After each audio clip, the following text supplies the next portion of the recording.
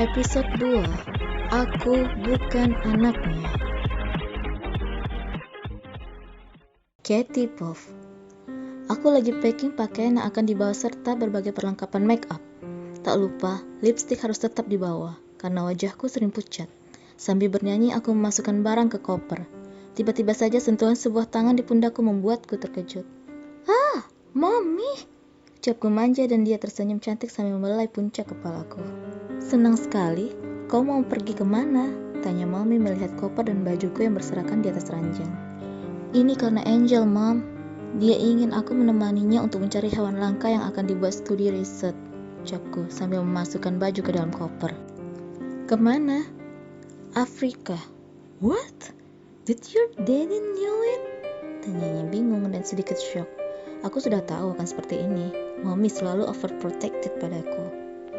"Not yet," ucapku tersenyum padanya, dan dia seperti orang sesak napas yang mendaratkan bokongnya di atas ranjangku.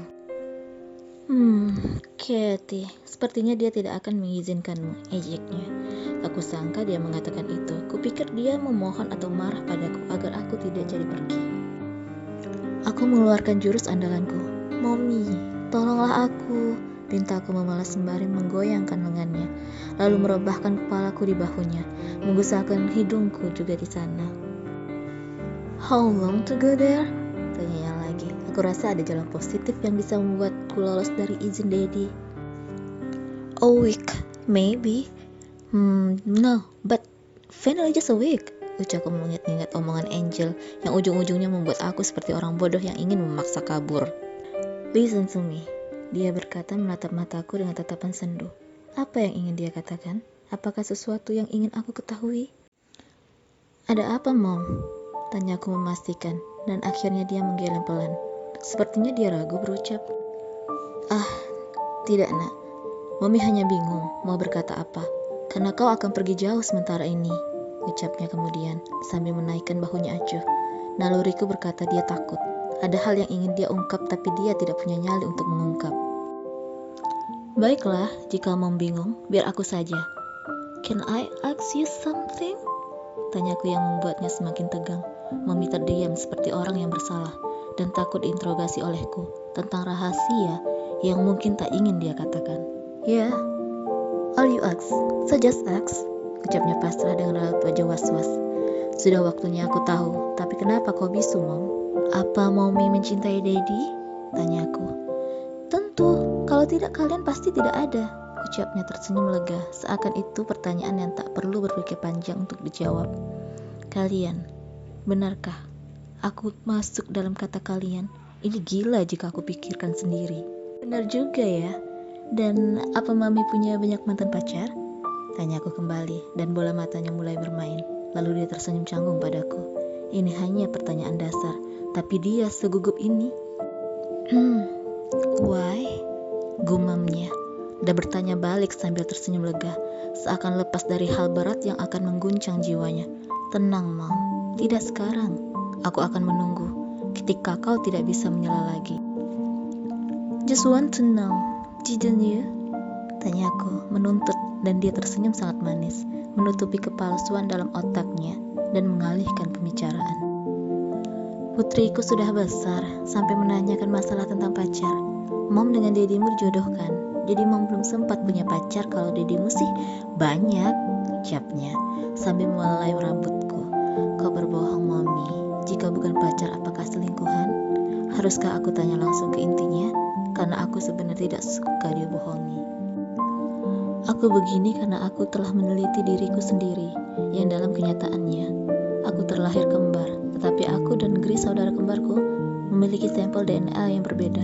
Sedangkan Heather, Louisa, dan Mars sama. Di dalam dunia kedokteran selalu ada kejanggalan yang terjadi.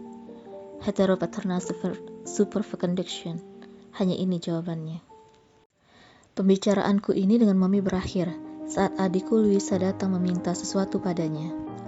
Aku terus saja memompa otak kecilku ini untuk menganalisa kemampuanku tentang ilmu kedokteran, masalah kehamilan, dan tak puas mencari tahu sendiri, aku sudah menghubungi beberapa temanku yang menjadi spesialis dokter kandungan untuk mencari tahu kepastian kelainan seperti itu. 1 bulan yang lalu, Ketra, itu bukan panas dalam, tapi sebuah penyakit.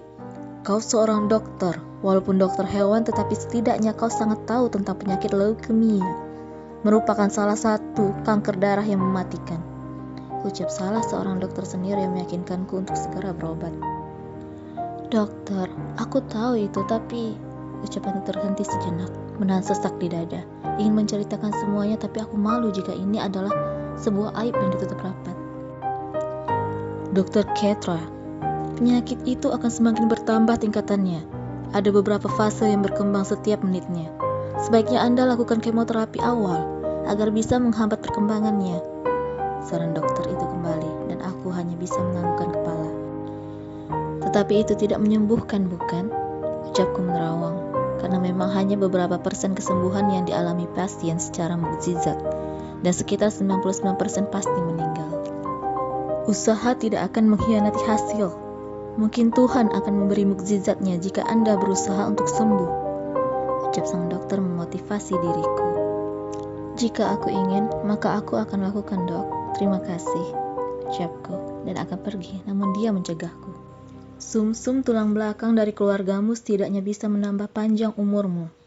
Di Cina, Tiongkok sudah terbukti bahwa donor sumsum tulang belakang yang berasal dari saudara sekandung dan kedua orang tua lebih berpeluang positif digunakan, dan pasien itu bisa hidup hingga umurnya 70 tahun dari umur sebelumnya 22 tahun.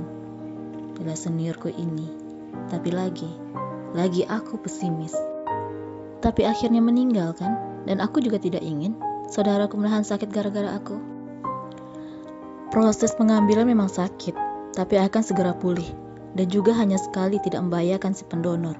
Berjuanglah untuk sembuh.